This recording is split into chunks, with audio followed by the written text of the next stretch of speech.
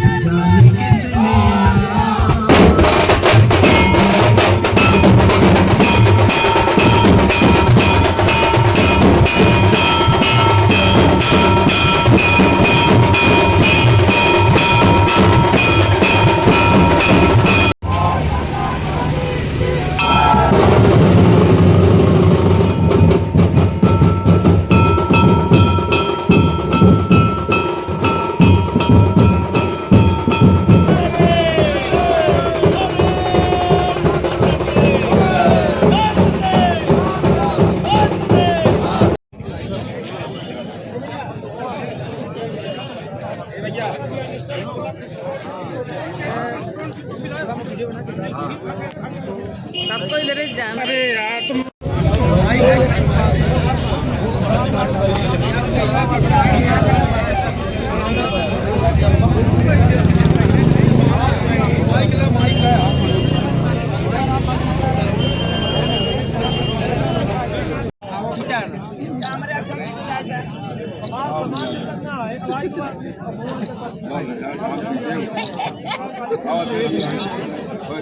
झंडा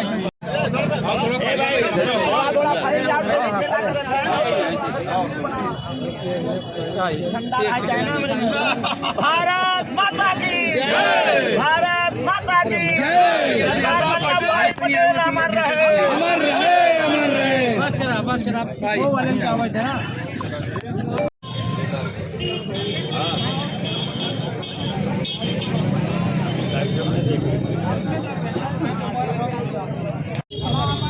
एक भारत श्रेष्ठ भारत का नारा हमारे देश के यशस्वी गृह मंत्री, अगर कांग्रेस की चाल ना होती तो शायद प्रधानमंत्री बनते हमारे सरदार वल्लभ भाई पटेल। उनका एक नारा था, एक भारत, अखंड भारत, सबका साथ सबका विकास। सभी जातियां जो हमारे भारत से छोटे छोटे टुकड़े इधर उधर हो गए थे, वो सारे को मिला के एक भारत, हमारा अखंड भारत बने। उसी को देखते हुए 150वीं ये जयंती जो मनाई जा रही है, उसके उपलक्ष्य में यात्रा निकाली गई है, पद यात्रा।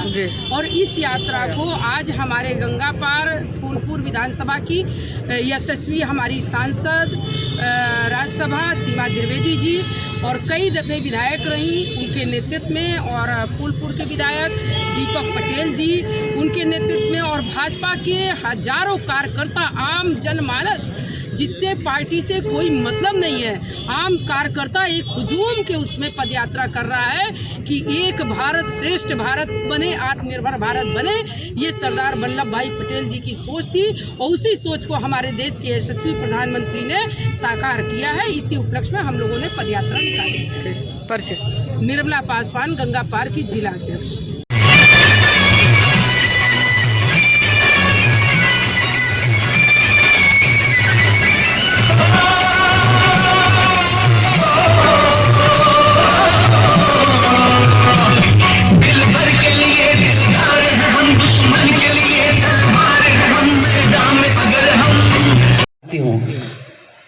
आज सरदार वल्लभ भाई पटेल जी की 150वीं जन्म जयंती है।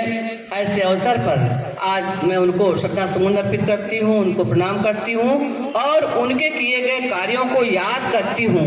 याद करके यह कल्पना करती हूँ कि अगर सरदार वल्लभ भाई पटेल जी को उनके रहते तत्कालीन सरकार द्वारा उनको काम करने का अवसर प्रदान करती, तो जो प्रधानमंत्री जी का सपना 2047 में विकसित भारत करने का है, वो सपना अब तक पूरा हो गया होता। इसके लिए मैं उनको बार बार प्रणाम मैं करना चाहती हूँ। पटेल जी की 150वीं जन्म जयंती है। ऐसे अवसर पर हम सभी लोग एक भारत और आत्मनिर्भर भारत के तत्वाधान में हम सारे लोगों ने पदयात्रा निकाली। लगभग 5 किलोमीटर की यात्रा हम चले। हमारे जिला अध्यक्ष महोदय, हमारे माननीय विधायक जी, हमारे सभी सम्मानित प्रमुखगण, हमारे सारे भारतीय जनता पार्टी के पदाधिकारीगण, सारे लोगों ने मिलकर के यात्रा निकाली। और यह यात्रा इस बात का संकेत देती है, एक भारत श्रेष्ठ भारत, एक भारत आत्मनिर्भर भारत, और इस भारत को अखंड नहीं होने देंगे, इस भारत को अलग नहीं होने देंगे और हमारा भारत अखंड रहे, हमारा भारत एक साथ रहे। ऐसी संकल्पना लेकर के हम सारे लोग निकले हैं और सरदार पटेल भाई को प्रणाम करती हूँ, धन्यवाद देती हूँ। उनकी जो सोच थी, उनकी जो मंशा थी, सारे देश को एक साथ रखना। जो हमारा देश रियासतों में बटा हुआ था ब्रिटिश हुकूमत में, उन्होंने तभी सबको जोड़ने का काम किया था। आज भी उनका यह संदेश है कि हमारे भारत को सबको एक साथ संयुक्त रूप से मिल करके रहना चाहिए। और मैं समझती हूँ यही जो उनका प्रयास था। श्रद्धेय प्रधानमंत्री जी को मैं धन्यवाद देना चाहती हूँ। उन्होंने एक जो संकल्प लिया, जब हमारा देश अपनी आज़ादी का 100वां वर्ष मनाएगा, यानी कि 2047 में हमारा देश विकसित भारत बनेगा। और मैं इस बात को कह सकती हूँ, अगर सरदार वल्लभ भाई पटेल जी रहे होते, अगर उनका उस जमाने में कांग्रेस ने सहयोग किया होता, जो प्रधानमंत्री जी सपना अब पूरा कर रहे हैं, उनको प्रेरणा स्रोत मान करके ये सपना पहले भी पूरा हो सकता था, लेकिन किसी के मन में ये बात नहीं आई। मैं इस कार्यकर्ताओं की तरफ से श्रद्धेय प्रधानमंत्री जी के बहुत आभार व्यक्त करना चाहूँगी। सरदार वल्लभ भाई पटेल जी को स्मरण करके, उनकी सबसे बड़ी मूर्ति को बना करके उन्होंने ये मैसेज देने का काम किया है कि एकता में ही शक्ति है, संगठन में ही शक्ति है।